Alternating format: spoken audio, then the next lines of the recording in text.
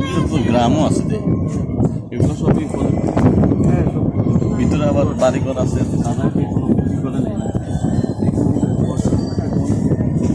চাষাবাদ করা হ্যাঁ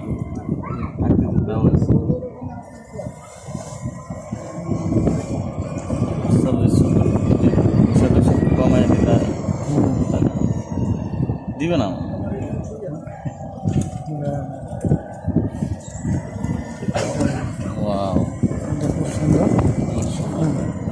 মানে আমরা থাইল্যান্ড যাওয়ার দরকার নাই অনেক ভালো লাগতেছে এখানে এই যে ব্লগটাই দেখলাম আচ্ছা মঞ্জুর দেখা